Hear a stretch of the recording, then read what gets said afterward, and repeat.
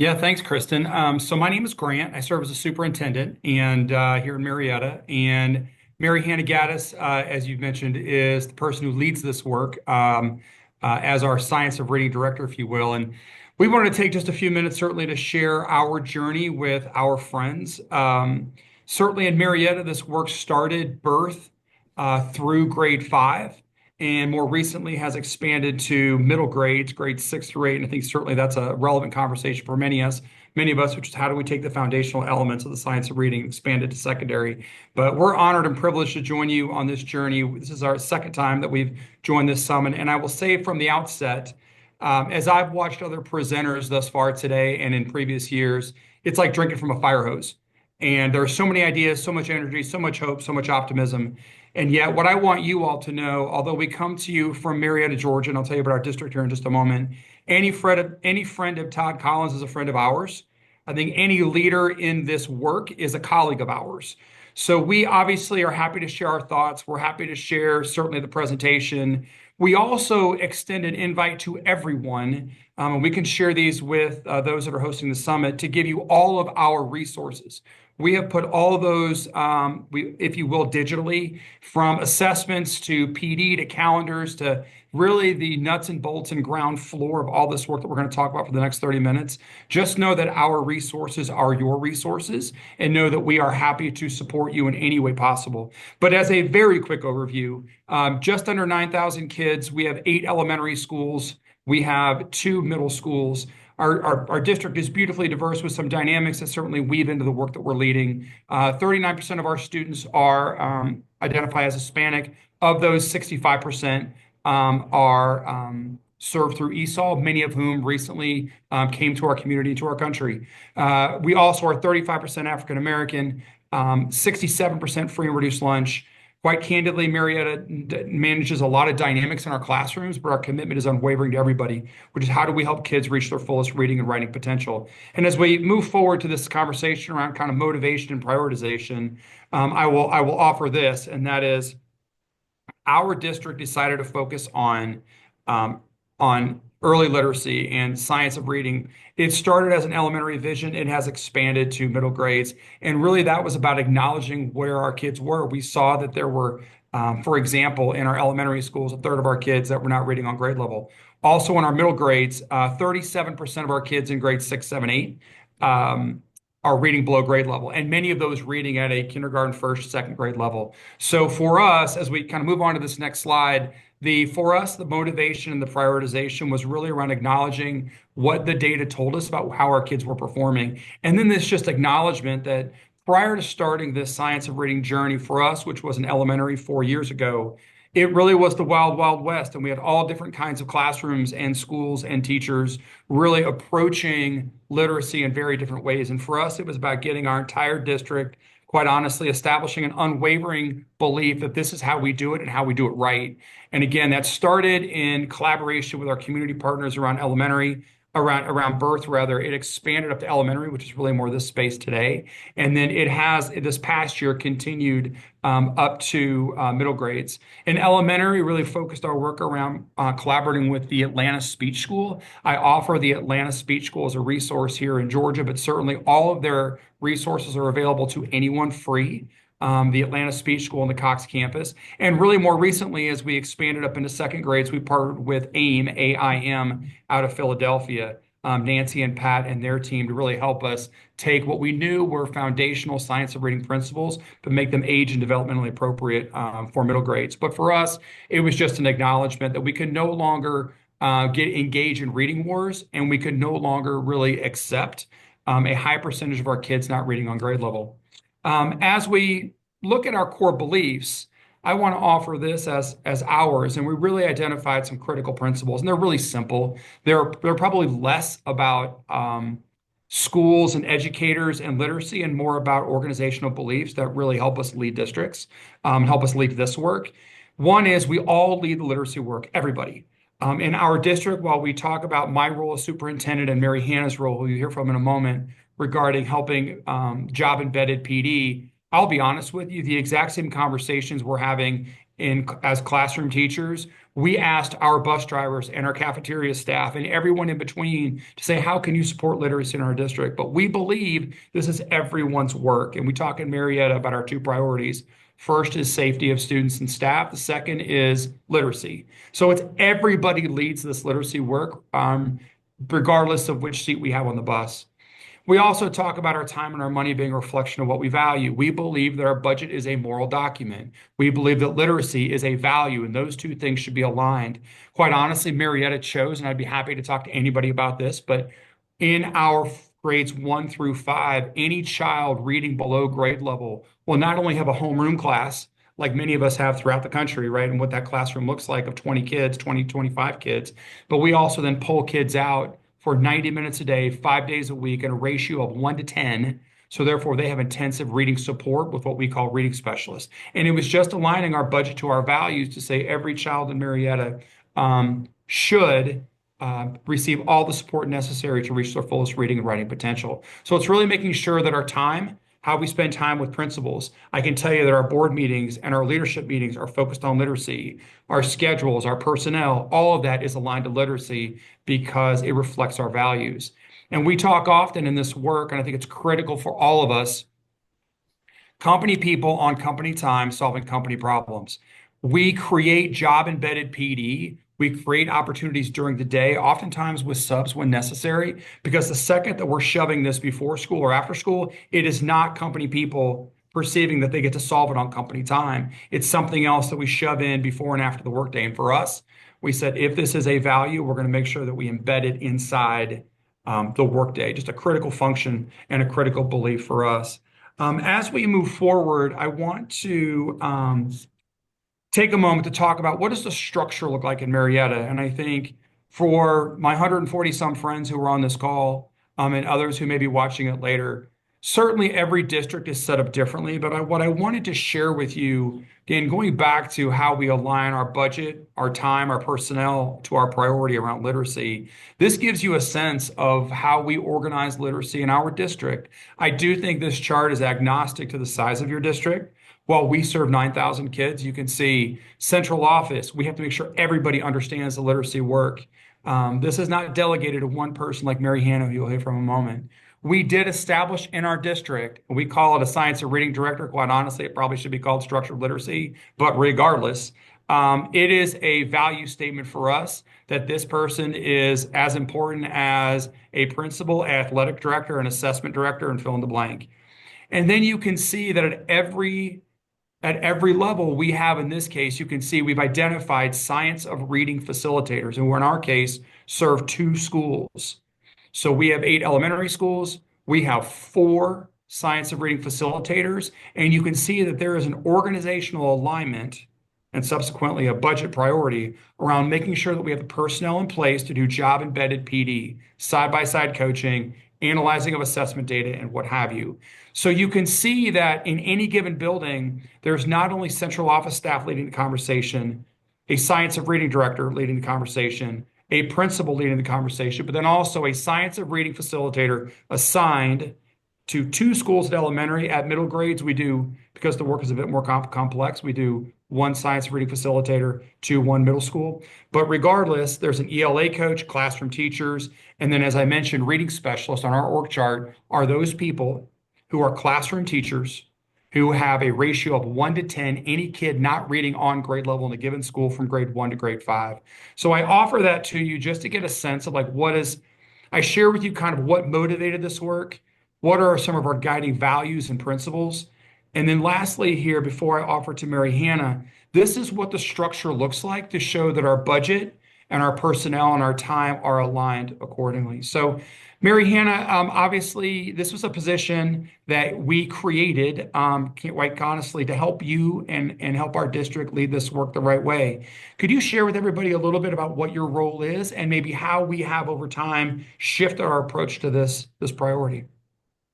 Yeah, thanks. So I'll talk a little bit more in the weeds about what we've done specifically around professional development. But the easiest way to say it is we just did a 180. We totally changed our approach. I've been able to work in this district as a science of reading facilitator. I was able to start there, and the facilitators worked with our outside partners and leaders to really just completely change everything we knew about literacy. And we thought we knew a lot, but what we were doing wasn't working. And so we just made a full commitment to completely change what we knew about the pedagogy grounded in the research. And so we committed to extensive professional learning. We committed to adjusting our instructional approaches, including our resources. We committed to adding assessments. Some of our partners, like the Atlanta Speech School, really helped us refine our assessment practices to give students the instruction they really needed. We committed to classroom walkthroughs. Our teachers they see us all the time in their rooms. The facilitators are constantly modeling in classrooms and providing supports for teachers in that way. Our leaders have committed to changing the daily schedule. Like Dr. Rivera said, our time is a reflection of what we believe. And so classroom schedules have changed a lot to allocate the appropriate amounts of time necessary for literacy in the school day. Our teachers of course, they have regular planning time, but about once a month, we come in and we use 2 of their planning periods to cover what we call our source cycle. I'll tell you about that in depth in a little bit. And then Dr. Rivera mentioned this too, but our leadership meetings are centered around literacy. We had assistant principals across the district at central office today, and 80% of the time was centered around literacy data. And we shared some articles and just really focused on literacy at those meetings. And then of course, our allotments are a reflection as well of our priorities. Thankfully, I have the position, and I'm able to support our facilitators and leaders and teachers. And it's just exciting to be in the work all the time. This is really in the weeds, but I wanted to go over this because really it may be the key element to our literacy initiative is what we call the source cycle. So this cycle was developed by one of our partners, and then we've refined it over the last several years, and we've made some changes as we've evolved. But essentially, you can read the screen yourself, but these numbers 5 to 8, and then these 2 at the bottom are really, really heavy hitters. And so I said it's about once a month, but it's about once every month and a half. A facilitator goes into a school and provides this intensive professional learning. And so I have a timeline on the next slide, but what we did is we used the asynchronous learning that the teachers were doing the first couple of years, and then we used this source cycle model to really provide the in-person support that's needed. We knew just asking people to complete some modules was not going to move the needle, and so we believe the source cycle is the lever for making the change take place in the classrooms. And so the things I wanted to point out here are the classroom observations. And so whatever we've taught the teachers in one source cycle, then we observe that in the next cycle. So if our focus is on vocabulary and what the gold standard looks like as far as vocabulary is concerned, then the next cycle we use a walkthrough tool to go look at vocabulary and see how that's going. And then our facilitators lead I mentioned those 2 professional learning communities, those planning periods that we asked teachers to give us during the source cycle week.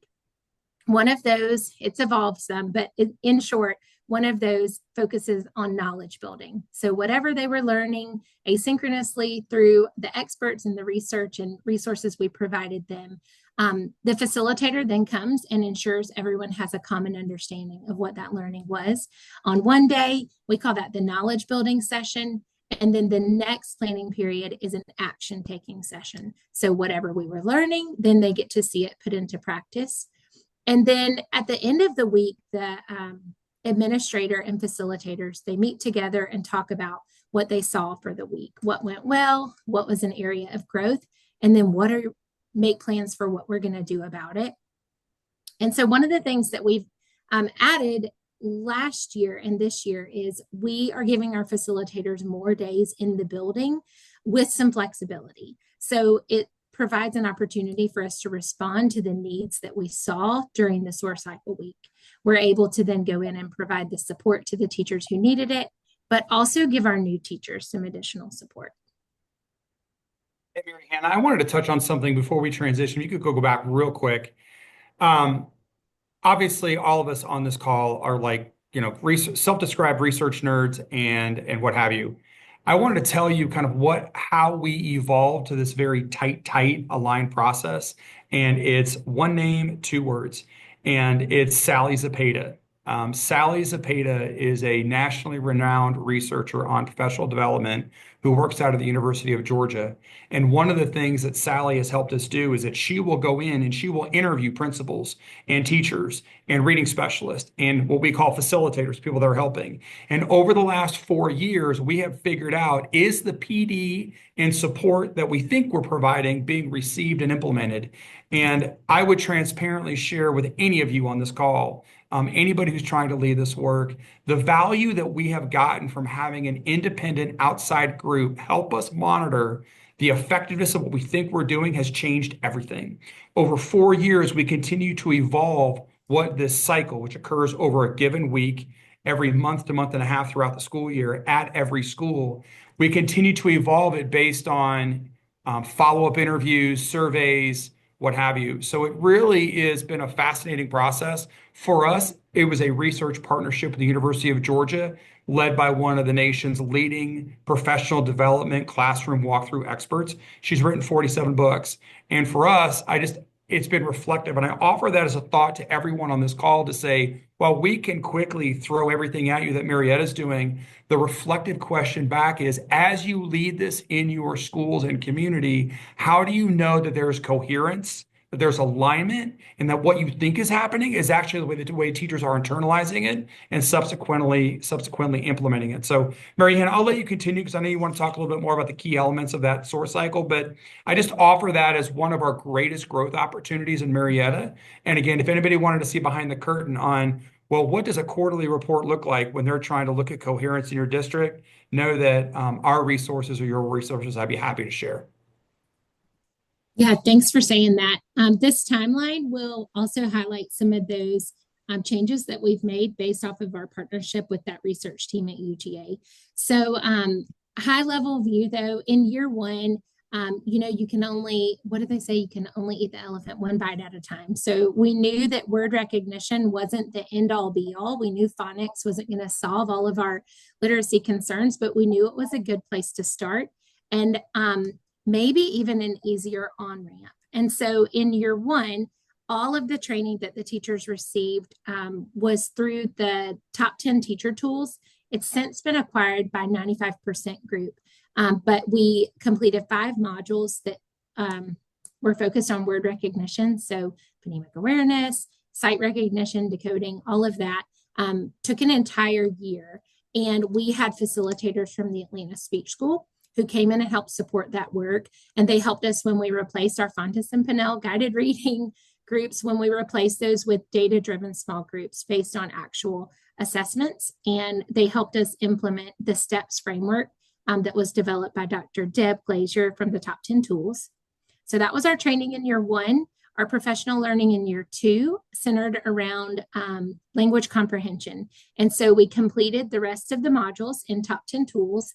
And one of the ways we evolved is we onboarded our own facilitators. And so we had 3 facilitators that year supporting our elementary schools to change what we knew about language comprehension. So we replaced Lucy Calkins' reading units of study with our own knowledge building units centered around the Quad Text Set framework by Sarah Lupo.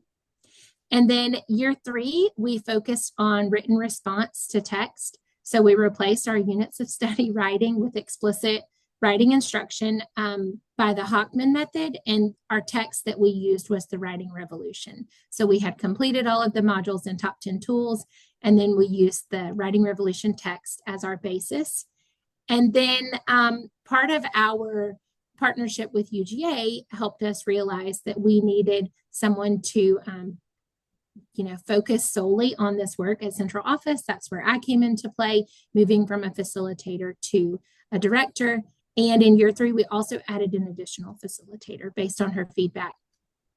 And the feedback that UGA gave us every year has been so helpful, but especially it drove the work in year 4. We were able to realize that we had covered so much ground with teachers, but we had new teachers, and it's just a lot to maintain. And so we realized we needed to go back and make sure we were sustaining the work that we had been doing at the last 3 years. And we embedded that in a new core curriculum. We're using Wit and Wisdom. And all of our new teachers and 4th and 5th grade teachers are being onboarded this year, not through the top 10 tools, but through the Cox Campus K-3 structured literacy course. Hey, Marietta, before we transition, I wanted just to touch on maybe two things. I think Okay. so. One of the themes that I'm noticing in the chat, and I just want to, before we leave this slide, point it out to you.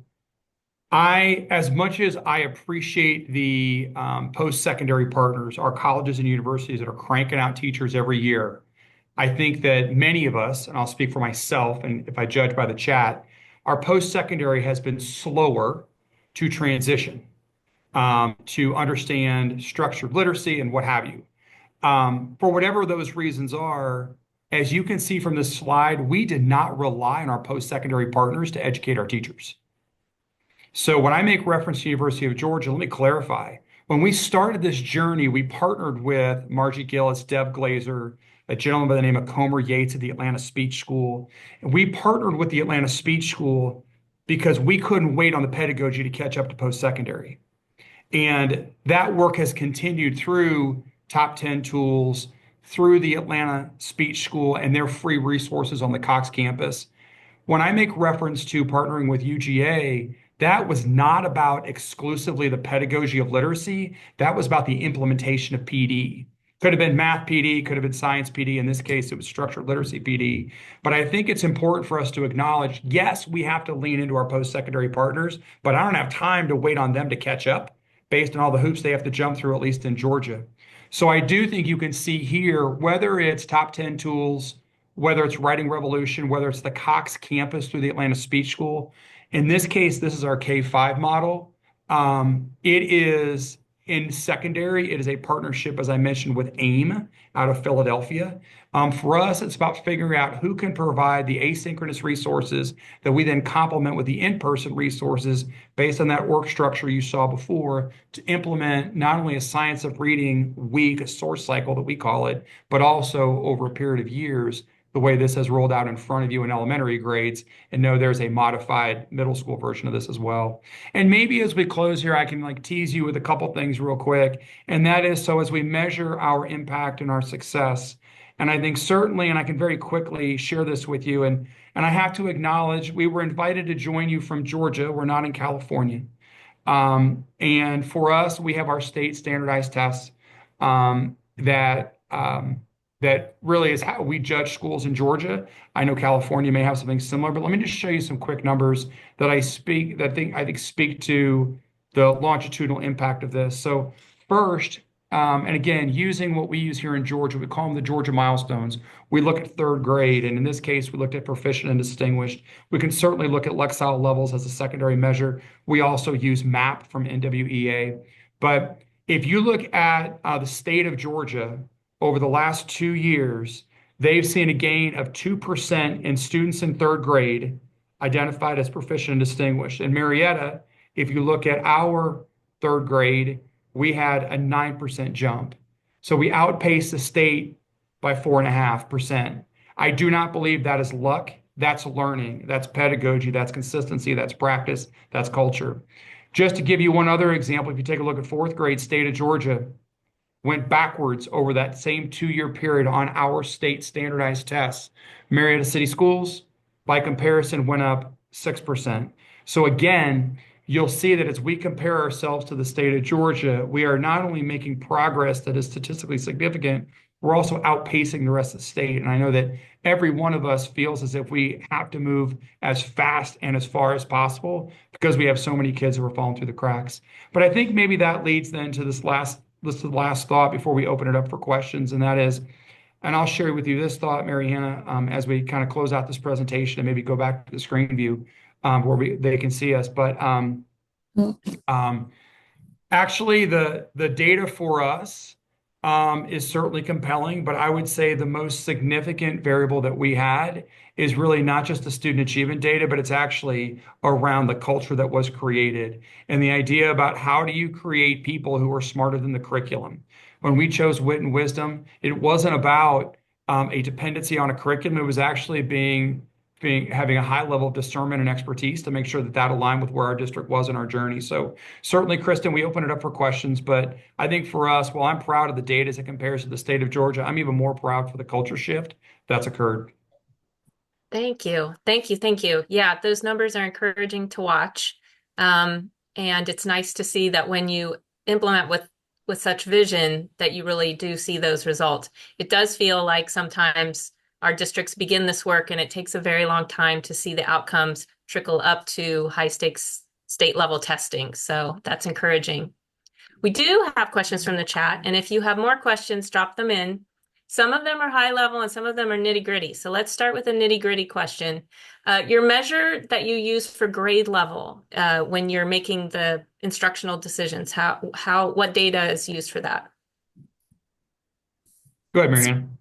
When you're grade level for what? Sorry, for instructional resources? So it came in early. It's one of the first questions. So it was Okay. probably back when you were sort of Yeah. explaining So your Mary framework. Hannah, I think what they're asking, and I'll let you take it if you want, but as a district, we made a commitment that every child in grades 1 through 5 would be pulled out for 90 minutes of reading intensive instruction by somebody that we call a reading specialist.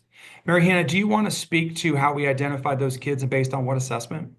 Yeah, of course. So, first, I wanted to say that we also have a commitment that all of our students will receive high quality Tier 1 core instruction. So, all students receive Tier 1 phonics and morphology and language and text comprehension every day. But the students to which Grant is referring to that work with the reading specialist, we use just our formative data to help with that. Of course, we use our NWEA map, but we use our phonics and fluency assessment suite to help us determine what those specific gaps are. So we know who the struggling learners are, but we're able to use, we use Hegarty for our phonemic awareness. We use an informal decoding inventory for phonics, and then we use Acadience ORF for fluency. But the one we use the most is the informal decoding inventory. And so any of our students who aren't meeting or who are below the grade level phonics scope and sequence, they get pulled to work on that with a reading specialist. Nice, thank you. We had some questions about the staff, both the reading specialist and the coaches. Can you talk about how they're prepared to serve in those roles? I have to, in my experience in California, these roles are often not permanently funded. So they may be grant funded or they're not rolled into a district's general fund typically. So maybe speak to not only how they are trained, but how are they retained and Yeah. So how about this, Kristen? I'll take the high level budget question because that's my lane. And then as far as how they're trained and what have you, I'll give that to Mary Hannah because she supports them. So it actually is really simple. So we started in Marietta when we identified every child in grades 1 through 5 who was reading below grade level based on triangulation of data through the assessments that Mary Hannah just referenced. We identified across our 8 elementary schools that was going to take 37 reading specialists, teachers who had been trained. Some of them, like, they didn't come to us trained. They were people that we trained through Top 10 Tools, Cox Campus, and the Atlanta Speech School. Like, we coached up our people because there aren't reading specialists just out there growing on trees. So as we trained our people over a period of a year or two, and we identified them, for me, we started with 37 across 8 schools. As our scores have increased, now we only need 25, but it's actually really simple. Initially, we paid for it out of federal funds. That was our initial, if you will, seed money. After that, I have cut positions in the district to prioritize those. So last year, we cut positions that we felt were simply not the same priority level as literacy and what we call reading specialists. So it goes back to your budget. I will tell you that our budget, our funding, it's not like we have a special pot of money sitting anywhere. We just said we're going to adjust the budget to align to what we say are our priorities. And we cut positions last year. I'm going to cut more this year. And yet what we don't cut is teachers in front of kids who are trained to deliver this high quality instruction. Mary Hannah, I'll let you talk a little bit more about the reading specialist and what that looks like. Mhm. Yeah, so I'll talk about all the stuff that you mentioned earlier too. Is our reading facilitators came to us highly trained. They have outside training. I can tell you what that is, but just trust that they're highly trained. But then they also, we ask them to complete everything that our teachers are asked to do too. So we've all done all of the same training to make sure we all have a common understanding. And then we have a literacy coach at each school. That was a position that existed before all of this started. And they received the same training as our teachers and leaders. And then we have monthly meetings with them to make sure we're still on the same page. We try to be really recursive with our training and just constantly interleaving all of the things that we've learned.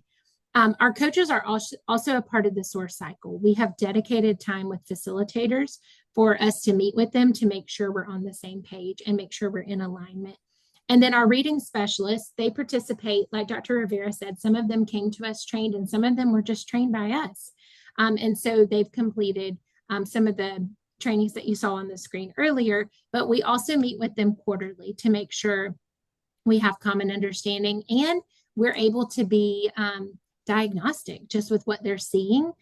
For example, the presenters before us were talking about how they saw growth in phonics skills, but not in fluency. And our reading specialists are the people who really have a close eye on that too. And they're the ones providing the instruction to the students who have those phonics gaps. And so we use our reading specialist quarterly meetings to make sure everyone understands what the data says and how we can respond to it. And so we do that. And Kristen, I saw where Chris clarified his question. And so he was saying, how do we funnel the students to interventions? So yes, we do screen all of our students. K-5, every person gets screened with oral reading fluency and decoding.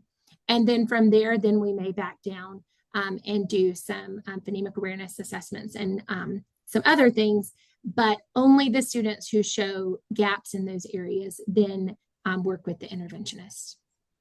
Thank you. Thank you for that clarification. We had a couple questions about how the day is structured for students. So in the pull-out part, how does that work in terms of impacting core instruction? How much core instruction? How big is that block? And then how big is the intervention block? Dr. Rivera, are you good for me to take it? Yeah, go ahead. Okay, hey y'all, you should know that the gentleman, Dr. Rivera, who's been talking to you, he is really the magic behind all of this. I'm not just saying that's because he's my boss.